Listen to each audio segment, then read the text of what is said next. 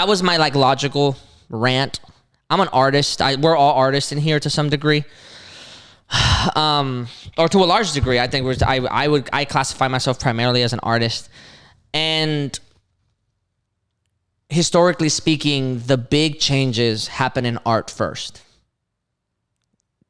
Interracial marriage, the end of segregation. It all happens in art first. It all happens in music. It all happens in poetry. It happens to put it really cheesy, it happens in the heart before it happens in the mind.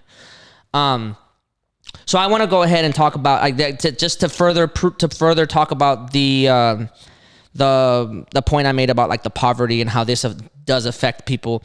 There's a poet that I really enjoy. His name is Oscar Brown Jr. He passed away some time ago. He's from Chicago. Really cool cat. If you guys get a chance, anybody that watches this, his life is extraordinary, and you should hear him speak. But I want to read one of his poems that he has that is not about this specific topic, but it goes to what I talked about in my personal story.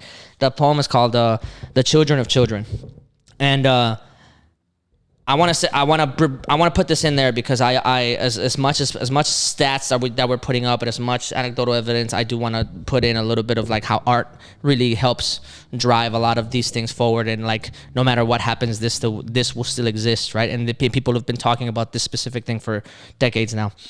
So the poem is called "The Children of Children." The children of children, by the time they're half grown, have habits like rabbits and young of their own. The children of children from their mama's laps hop down to the ground to be taken in traps. The children of children trapped by dark skins to stay in and play in a game no one wins. The children of children, while still young and sweet, are all damned and programmed for future defeat. The children of children are trapped by adults who fail them, then jail them to hide the results. The children of children unable to cope with systems that twist them and rob them of hope. The children of sin and shame keep pairing and bearing, and who do you blame?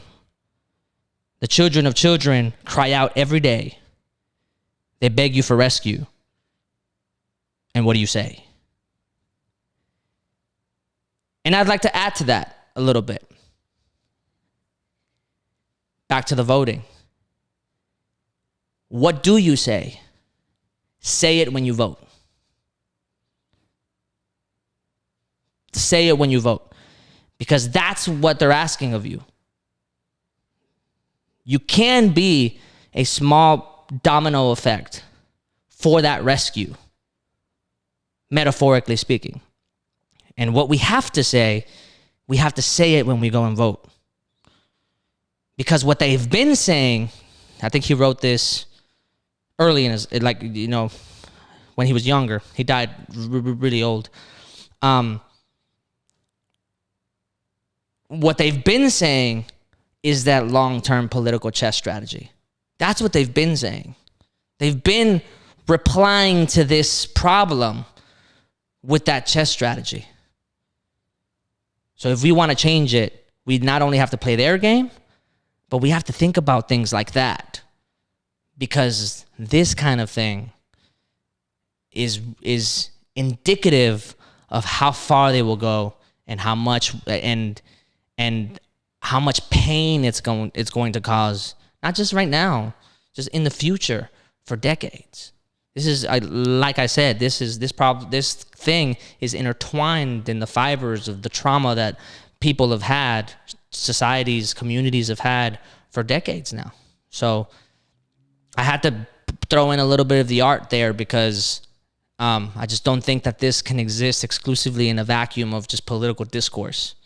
I want it to exist in every framework of like the society that we live in, and more importantly, the way that we get affected as people. So, I don't know if there's anything else anybody wants to say specifically, in terms of everything.